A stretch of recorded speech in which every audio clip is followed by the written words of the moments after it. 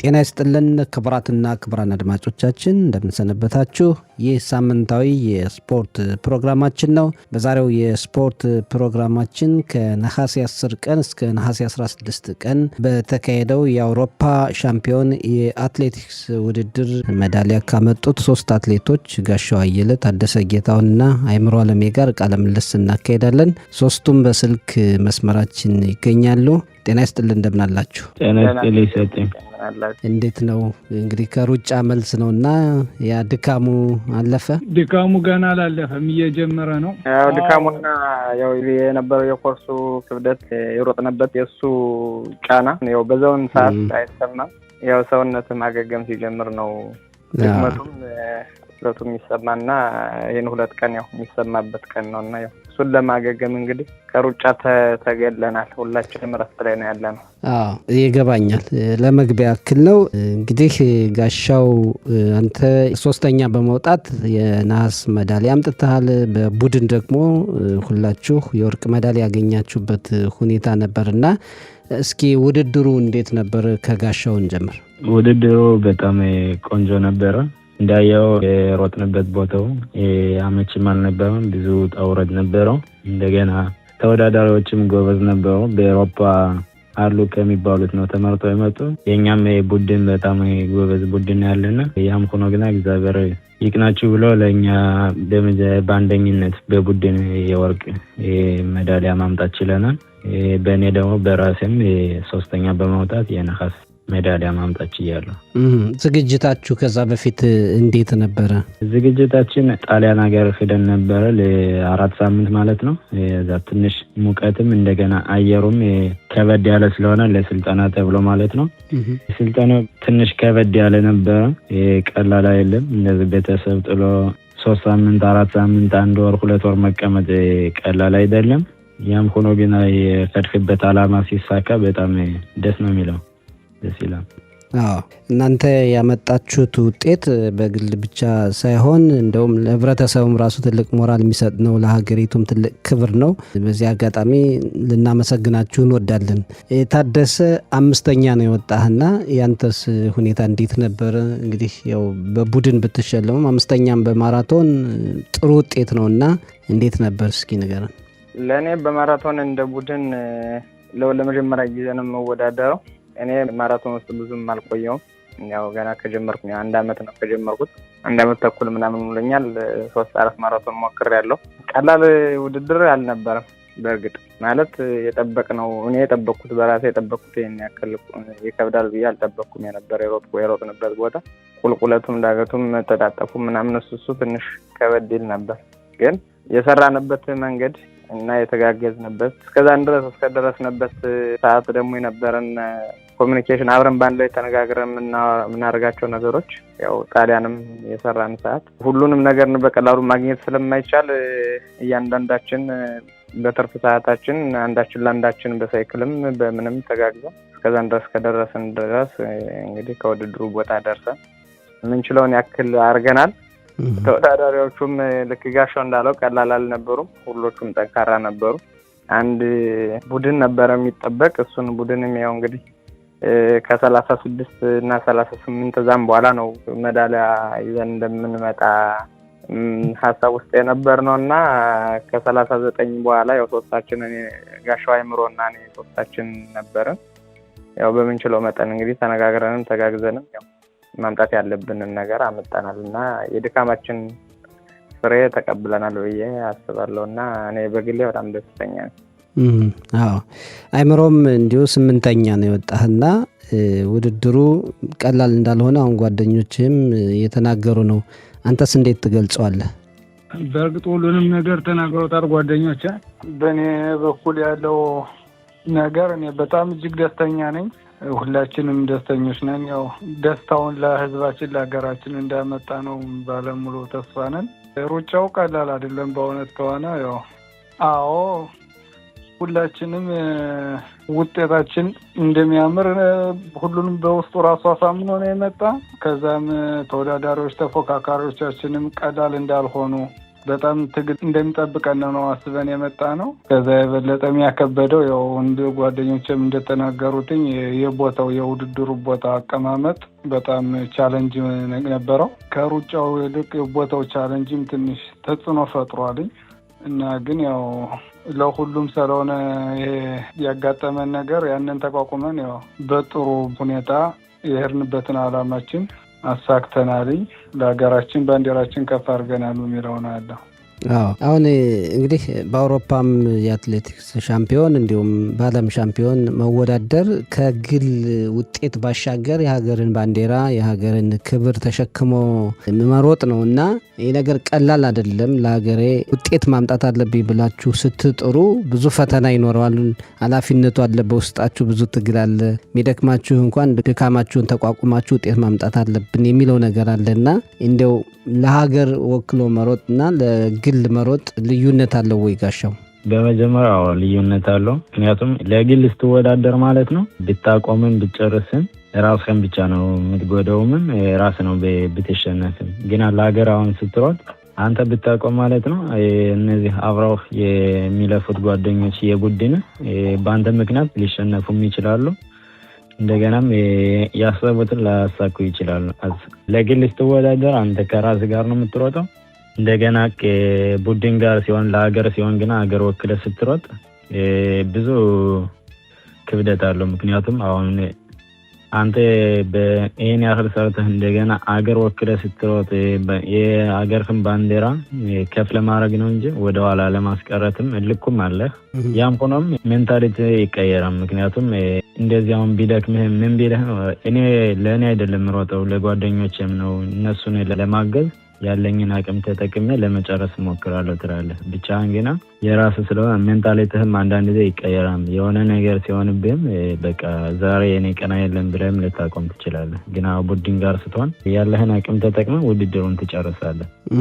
በጣም እንደገለጻችሁት ትብብራችሁ ጥሩ እንደነበረ ነው እና በሩጫ ውስጥ ትብብር ሲባል አንዳችሁ በአንዳችሁ መናበብ ሲባል ምንድን ነው የምታደርጉት? ታደሰ እንግዲህ ከዛም ቦታ እስከምትደርስ ሁላችንም የራሳችን አሰልጣኝ፣ ሁሉም ሰው በራሱ መንገድ ነው ትሬኒንጉን ማለት ልምዱን አድርጎ የሚመጣ ማለት ሁላችንም የምንደርስበት ቦታ እዛ እስከ ውድድር እስከደረስን ቦታ የሁላችንም ኮንዲሽን የተለያየ ሊሆን ይችላል።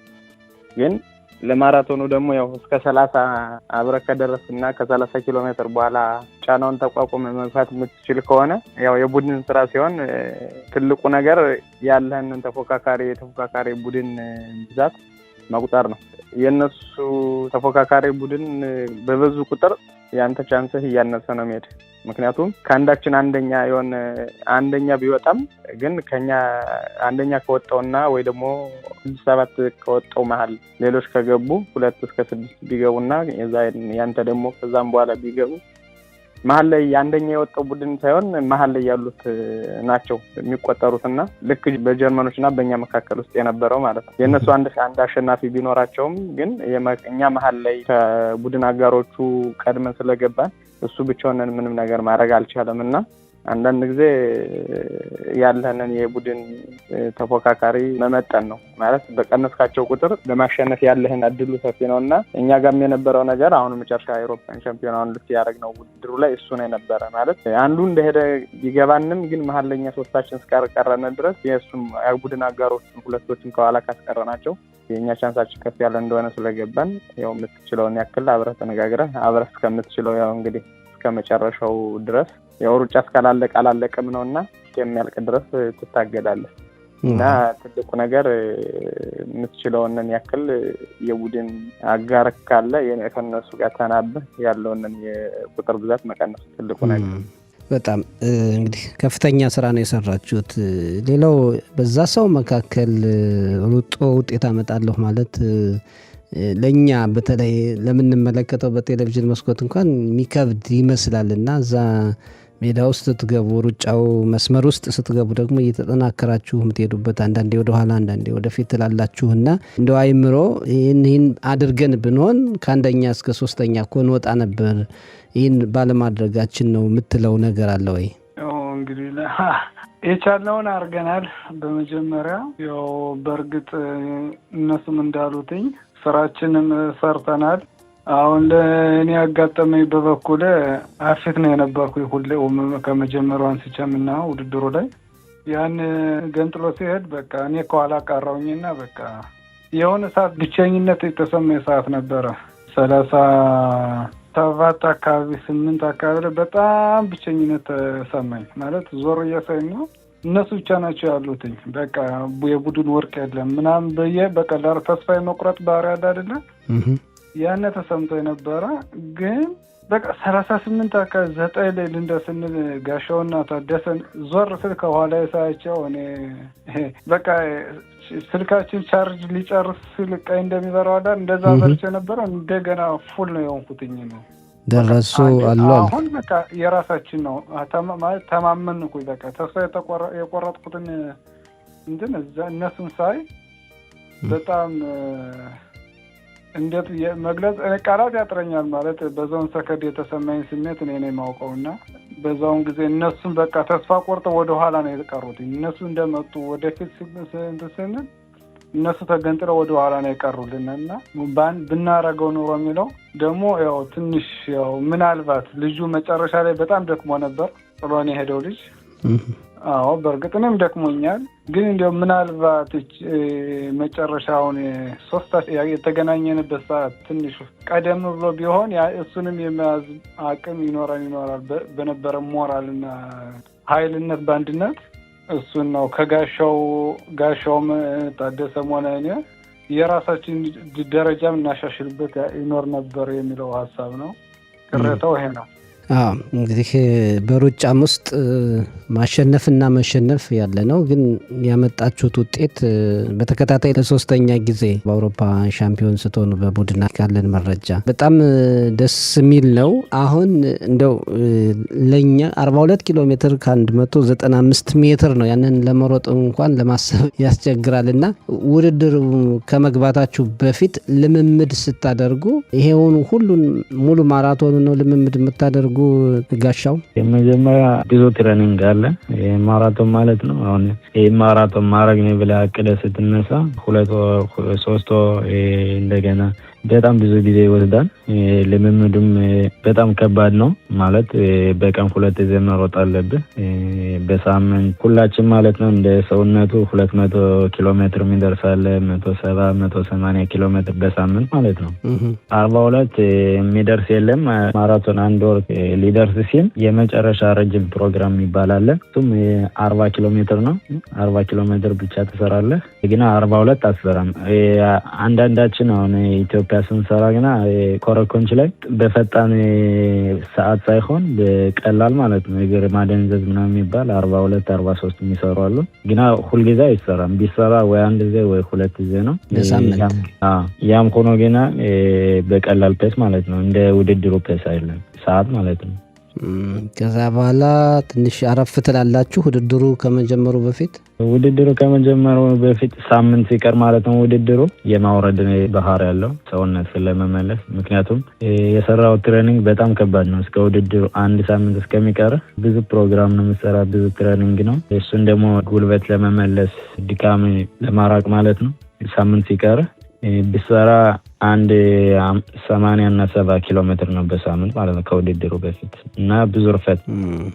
እንግዲህ የአትሌቲክስ ስፖርት በተለይ ደግሞ በሩጫውና ሌሎች ስፖርቶች እንደው የረዥም ርቀት ሩጫ በጣም ብዙ ልምምድን የሚፈልግ ነው። የሞራልም ሁኔታ አለና መጀመሪያ አካባቢ እገዛ ሳታገኙ ድጋፍ ሳታገኙ በራሳችሁ ጥረት ነው። ከአሁን በፊትም ቃለ ምልልሶችን አድርገን ነበር። እናንተም ሆነ እንደናንተ ያሉ አትሌቶች የገለጹት መጀመሪያ እስክትታወቁ ድረስ ብዙ ድጋፍ የለም እና ያንን ተቋቁማችሁ እዚህ ደረጃ መድረስ በሀገር አቀፍ ደረጃ ሀገርን፣ ህብረተሰብን በበጎ ማስጠራት ቀላል አይደለም እና ያለፋችሁበትን መንገድ እንዴት ትገልጸዋለህ ታደሰ? ሁላችንም እንግዲህ የመጣንበት የራሳችን መንገድ አለ። እንደ ድል ሆኖ እንግዲህ ያው ፕሪሚየም የተማረ በፕሪሚየም የተደገፈ ሊኖር ይችላል። በግሉ መጥቶ በግሉ የሰራ ሊኖር ይችላል። ግን ያው እንደምታውቀው በእኛ በማህበረሰባችንም በሌሎቹ አላቅም፣ ግን በእኛ በአበሻ በእኛ በማህበራችን ውስጥ ያለው ነገር ያን ያክል ድገፈውም ወይ ደግሞ ያክል በስፖርት ዓለም ውስጥ ሆነ ያለውን ድካሙንም እንግልቱንም እየወጣህ እየወረድክ እንድትኖር የምትፈልግ እናት የለችም። በእውነት ማለት ነው። አሁን ለምሳሌ ስለ ራሴ ነው የማወራው። ይሄ ላይ እናቴን ያልነገር እናቴ ወይ አባቴ ነገር አይፈልጉም። ምክንያቱም እንግልቱን ውጣ ውረዱን ያውቁታል። ያው የገጠር ኑሮንም ስለሚያውቁት ያው አትሌቲክስ ከዛ ምንም ይሻል ነገር የለውም። ምክንያቱም ያው የዳገት ምልልስ ትሬኒንግም አለ፣ ጋሻው እንዳለው የኮረኮንች ትሬኒንግም አለ፣ ያስፋልትም አለ። እዛ ትራክ ውስጥ ገብተህ ድግግሞች የምትሰራቸውም አሉ እና ያው ሁሌም የድካም ነውና እሱነን የምታይና እናትና ደግሞ ለአበትክን ማየት የምትፈልግ እናት የለችም።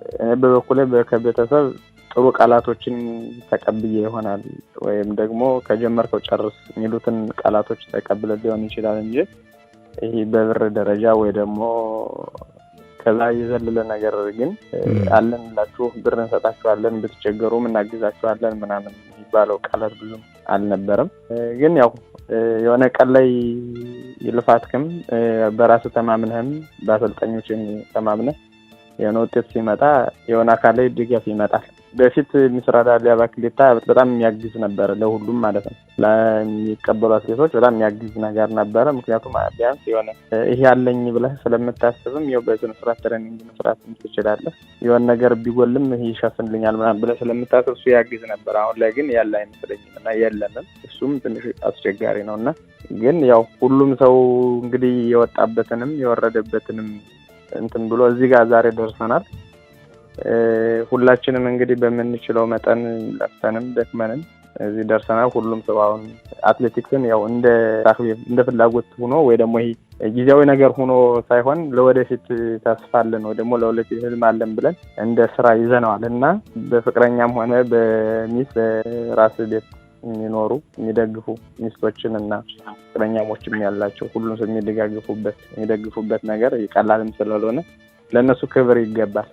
ምክንያቱም አንድ ወር ተኩል ወይ እስከ 2 ወር አስቀምጦ መሄድ ልጅን ሚስትንም ጓደኛንም አስቀምጦ መሄድ ቀላል አይደለም እና ይሄንንም የሚደግፉና ለባሎቻቸው፣ ለጓደኞቻቸው፣ ለአባቶቻቸው፣ ለእናቶቻቸው ጥሩ ቃላት የሚሰጡ አባት ያይዘው ወይ ደግሞ እናት ያይዘው ዛሬ ምትለፊም ደግሞ ለኛ ነው ወይ ደግሞ ነገ ቀን ወጥቶ እንደዚህ ብለን አርፈን ተቀምጠን የራሳችን እንትን እንላለን ብሎ የሚደግፍ ሰው ካጠገብ ሲኖር ምንም ማትለወጥበት ነገር የለምና ለነሱ ክብር ይገባቸዋል እና ለነሱ ምስጋናን ማቅረብ ፈልጋለሁ።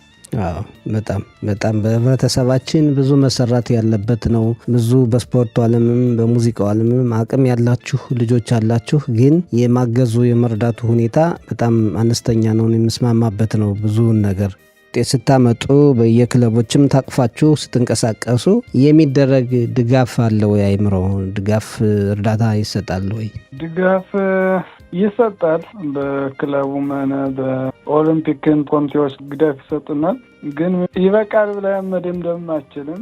ከኑሮ ሁኔታ ጋር ወደፊት እየሄደ ያለው ጋር ይበቃናል፣ የልፋታችን ያክል በቂ አለን ማለት ብሎ መደምደሙ አያስፈልግም ለማለት ነው። እዚህ የበለጠ ይገባናል። የምንከፍለው ዋጋ እንደገለጹትኝ ቤተሰብን ልጅም ሆነ ጥሎ መሄድ ቀላል ዋጋ አይደለም። ማንም ሰው ከቤቱ ለአንድ ሳምንት ለቆ ሲሄድ ምን ዋጋ እንደሚከፍል ይታወቃልና እኛ ለ2 ወር ከዛም በላይም ሊሆን ይችላል የምንከፍለው ዋጋ።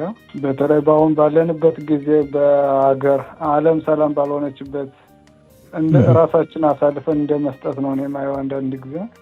ምክንያቱም በሰላማዊ ሰልፍ የሚቀበሉን በቃ ማለት በጥላቻ የሚቀበሉን ሀገሮችም ስላሉ ይህ ችግር ያጋጥመናል፣ እንደዚህ ያደረጉናል የምንልበት ሰዓትም አለና ያን ሁሉ እንትን ስለምንል ያው ድጋፉ እንዳለ ሆኖ ከዚያ የበለጠም ይገባናል በልፋታችን ምክንያት ነው የምለው። በጣም ያለውም ወቅቱ እስራኤል ከጦርነቱ ጋር በተያያዘ ብዙ ተቃውሞ የሚገጥምባት ጊዜ ነው። ይህን ሁሉ ተቋቁማችሁ ውጤት ማምጣት መሰለፍ ራሱ ከባድ ነው፣ ይገባናል። አሁን እንግዲህ በቡድን የወርቅ ሜዳሊያ በግል ደግሞ ጋሻው የነሐስ ሜዳሊያ ስታገኙ ወደዚህ ስትደርሱ ምን አይነት ድጋፍ ተደረገላችሁ? አቀባበሉስ እንዴት ነበረ? ጋሻው አቀባበሉ ደስ ይላል። የኔ ቤተሰቦች ሁላ መጥተው ተቀብለውኛል። በጣም ደስ ይል ነበረ። እንደገና ደግሞ የቡድን ኃላፊዎች መጥተው ተቀብለውኛል። በጣም ደስ ይል ነበረ። ከሀገሪቱስ እንደው ከመሪዎችም ከአንዳንድ አካላት ስልክ ተደውሎ ያመጣችሁት ውጤት ጥሩ ነው ተብላችኋል? እኔ ከክቦድናሲ ቡጌር ጋር አውርቼ ነበረ እሑድ ዕለት ከውድድሩ በኋላ። ከአሁን በፊትም ከሱ ከቢሮ ራሱ ጠርቶን ሄደን ነበረ ያለፈው አመት። እሱ ስፖርት በጣም ይወዳል መሰል እሱ ነው የሚደውልልን እስካሁን። የባህልና ስፖርት ሚኒስትሩ እንደው ደውለው አላበረታቱም? በእኔ በኩል እስካሁን አላወራሁትም። እሱም አልደወሉልኝ። ግና ማለት አሁን ይህን ነገር ያረግኩት ወይ እሱ እንዲደውልልኝ ወይ እሱ እንዲገድፈኝ የለም። ይህን ማለት ዋና ስራ ነው አላማዬም ስለሆነ ድረስ እንደገና ደግሞ እኔ የሀገር ተወካይ እስካሁን ድረስ የሀገርን በጥሩ ደረጃ ሁልጊዜም ከፍ ባለ ቦታ ለማስቀመጥ እጥራለሁ። ይደወላል ያለ በእኔ በኩል ምንም አይመስለኝም። ማለት ይህን ነገር ማረገው በራሴ ፍላጎት እንደገና ራሴን ለማስደሰት እና ሀገርን ጥሩ ደረጃ ላይ ለማስቀመጥ እስከሆነ ድረስ እሱ አልደወለም። ግን እሱ ስላልደወለም ምንም ቅሬታም የለብኝም ማለት ነው። ጥሩ ነው። አሁን ልክ ነህ። አላማህ እስከሆነ ድረስ አላማዬን ማንም ደወለ አላበረታታ ቀጥልበታለሁ ነው። ጥሩ ነው። ሞራልን የሚያበረታታ ነገር ነው። በሌላ በኩል ደግሞ እንደ ሀገር ተወካይ እንደ ሚኒስትር ጽህፈት ቤት ተወካይ ደግሞ ደውለው መልካም ነው ጥሩ ነው ማለት ደግሞ ሌላ ትውልድ እንዲፈጠር ሌላ እናንተን አርአያ አድርጎ እንዲከተል የሚያደርግ ስለሆነ ነው የጠየኳቸው እንጂ ልክ ነህ የሆነ አካል ሊያደንቀን ይችላል ብላችሁ አይደለም ሩጫውን የጀመራችሁት ይገባኛል። ጥሩ ነው። አሁን ወደፊት አላማችሁ ምንድነው ታደሰ? እንግዲህ ሩጫዎች በቀጣይም አሉ። የእናንተ አላማው ምንድነው? እስኪ ከታደሰን ጀምር። ያው እንግዲህ የወደፊት አላማ ያው 2027 ላይ ሁለት ውድድሮች ይካሄዳሉ። ልክ አሁን እንደነበረው የአስፋልት ዩሮፒያን ሻምፒዮን የሚባል አለ። እሱ በአራተኛው ወር አፕሪል ላይ ይካሄዳል። ከዛም በኋላ ደግሞ ሴፕቴምበር ነው ወይ ደግሞ ኦገስት ላይ ደግሞ ዓለም ዋንጫ አለ። ግን ያው እነዚህ ነገሮች ከመካሄዳቸው በፊት አሁን ካለፍንበት ውድድር በኋላ ማገገም ያስፈልጋል። ካገገምን በኋላ ደግሞ ያው ራሳችን የምናስመረጥበትን ቦታ ወይ ደግሞ ሀገር ለመወከል ያው እንደምታየው በጣም ጎበዝ አትሌቶች አሉ እስራኤል ሀገር ውስጥ። ያንዳቸው መጠንከር አንደኛውን እንድንጠነክር ወይ ደግሞ አንዳችን ከፍ እንድንል አድርጓልና በጣም ብዙ ተወዳዳሪና ተፎካካሪ ነን። ራሳችንም እንፎካከራለን። እዛ ጋር 6 ስንደርስ ዝም ብለን 1 2 3 ብለን ተመርጠን ሳይሆን ሁላችንም በራሳችን መንገድ በጣርንበትና በለፋንበት መንገድ በሰዓታችን መሰረት ተመርጠን ነው የደረስንና አሁንም ቢሆን ለሚቀጥለው ዩሮፕ ሻምፒዮን ወይ ደግሞ ለሚቀጥለው ዓለም ዋንጫ ፈጣን ሰዓት ማስመዝገብ ስላለብን ያው ሁላችንም በግላችን ጥረን እንግዲህ የግል ሰዓታችን አሻሽለን ፈጣን ሰዓት ሮጠን ዓለም ዋንጫ ወይ ደግሞ ዩሮፕ ሻምፒዮን ወክለን እንወዳደራለን ማለት ነው። እና የኔ ትልቁ ታርጌት ከዩሮፕ ሻምፒዮን ወይ ደግሞ ከዓለም ዋንጫ በፊት ያው ፈጣን ማራቶን መሮጥ ነው። አይመሮስ ትልቅ ዓላማ አለን እንግዲህ ያው ማስቀጠል ነው። ልክ እንዳሉትኝ ቅድም ልዩነቱ ምንድነው ብለህ ጠይቀህ ነበረ የግልና የሀገር። አሁን ደግሞ የግል ውድድሮች ነው የሚጠብቁንን። ከዚህ ድካም በኋላ አገገመን ያው በግላችን ሮጠን እያንዳንዱ ራሱን ማስመረጥ የሚችልበት ውጤት ማምጣት ያለበት ሰዓት ላይ ነው ያለ ነው። አሁንም ዞሮ ካሁን ከተመረጥን በኋላ ነው ወደ ሀገራችን ተመርጠን የምንሄደውና ያው ትልቅ ስራ ይጠብቀናል። እንግዲህ እያንዳንዳችን በምንሄድበት በምንለፋው እንግዲህ ውጤታችን የበለጠ ያሳካው ነው ምለው ሌላ ምንም የሌለዋለ። ያሻው አሁን አንተ 3ኛም ብትወጣ ወይም ታደሰ 5ኛ እንዲሁም አይምሮ 8ኛ ወይም ሌሎችም እንደዛም ቢሆን በቀጣይ በተለይ በዓለም ሻምፒዮንም በአውሮፓም እንደዚህ ለመሳተፍ ሚኒማ የሚባል ማሟላት ያለባችሁ ነገር ያለ ይመስለኛል። እንደገና ነው ወይስ የእናንተ ውጤት የሚታይ አሁን ባለው ነው በቀጣይ ውድድሮች የምትሳተፉት? ጋሻው አሁን ማለት ነው ገና ዓለም ሻምፒዮና ገና 1 አመት ስለቀረው ሁላችንም መሮጥ አለብን። እንደገና ማለት ሰዓት ማስተካከል ያስፈልጋል። እንደገና ደግሞ ኮሸኖ ከፊ ማሳየት አለብን ማለት ነው ኋላ ማለት ነው። አሁን ማይ ላይ አፕሪል ላይ አካባቢ የዩሮፕ ሻምፒዮን አለ ታደሰ እንዳለው። ከዛውን ወይ ከ1 እስከ 3 የሚገባ ቀጥታ ተሰላፊ ሆነን ካለዛም በሰዓት ሊሆን ይችላል ማለት ነው። ግን አሁን በዚህ በሮጥ ነው ቀጥታ ተሰላፊ የለም። የግድ በየጊዜው የሚፈተሽ ነው የሚሆን። እንደዛ ነው። እኔ እድል አለኝ ብሮጥ ሞክር። ጥሩ ነው። እኛ እንኳን መቼም ቦርጫችን ለመቀነስ ነው እንጂ ለውድድሩ ለውጤት አይደለም። ለቦርጭ መቀነስ ሮጥ ይሆናል። ሌላው በህብረተሰባችን የምታውቁት ብዙ ችግሮች አሉ። ግን እንደዚህ በስፖርት ለተሰማሩ ልጆች፣ በሙዚቃው ለተሰማሩ ቅድምም የጠቀሳችሁት ነገር አለ። በቤተሰብ ዘንድ የማበረታታት ህብረተሰቡ የማበረታታት ሁኔታ የለም እና እንደው ችሎታ ያላቸው ልጆች እንደናንተ ትልቅ ደረጃ መድረስ የሚችሉት በመንገድ የሚያቋርጡበት ሁኔታ ስለሚኖር እስኪ የምትመክሩት ካለ፣ ወላጆች ደግሞ የሚያውቁት ነገር ካለ እድሉን እንስጣችሁ። ታደሰ ካንተን ጀምር። መጀመሪያ የሰው ልጅ ምን ይፈልግ ምን ይሆን እግዚአብሔር ነው ለሁላችንም ችሎታውና ክህሎቱን የሰጠንና ማንም አያውቅም። ስለዚህ ልጆቹ ገና ትክክለኛ ውሳኔ ላይ ከመድረሳቸው በፊት ያሉትን ነገሮች በስፖርቱ ዓለምም ሆነ በሙዚቃው ዓለም ብቻ የሰው ልጅ የሚፈልገውን ነገር እንዲያደርግ አለመገደብ ነው ትልቁ ነገር እና አንድ ነገር ብቻ ለምሳሌ እኔ አትሌት ስለሆንኩኝ የኔ ልጅ በእግዚአብሔር ፈቃድ የኔ ልጅ ሲመጣ እሱን እኔ አትሌት ነኝና የግድ አትሌት ሁን ማለት የለብኝም። እንደኔ የተለያዩ ነገሮችን ማሳየት እና መጨረሻ ላይ እሱ በራሱ ጊዜ ወይ ደግሞ የራሱ የተቀበለው የራሱ ብቃትና ክህሎት ሊኖረው ስለሚችል የሆነ ሰዓት ላይ የራሱን አባቴ ወይ ደግሞ እናቴ ይህን ነገር ነው የምፈልግ የሚልበት ሰዓት ይደርሳልና ያኔ የሚመርጥበት ሰዓት ሲደርስ አንተ በመረጠው ነገር መደገፍና የምችለውን ነገር ማድረግ ነው። ከዛ በፊት ግን በአንድ ነገር ብቻ እንዲወሰኑ አለማድረግ፣ ሁሉንም ነገር ማሳየት፣ ሁሉንም ነገር እንዲያደርጉ ነፃነቱን መስጠት ባይ ነኝ። ከዛ በኋላ የራሳቸውን ፍላጎት ወይ ደግሞ ብቃታችን እዚህ ጋር ነው ማለት ሲጀምሩ እናት ወይም አባት በሚችለው መጠን እንግዲህ ለልጁ ያለውን አስተያየትም ያለውን ድጋፍ አሳይቶ ልጁ የሚፈልግበት ቦታ ላይ እንዲደርስ በሚችለው አቅሙ መደገፍ ነው ብዬ ማስተላለፍ ፈልገው ይህንን ነገር ነው። አይምሮስ እዚህ ጋር ምን ትላለህ? ለህብረተሰባችን የምታስተላልፈው መልእክት?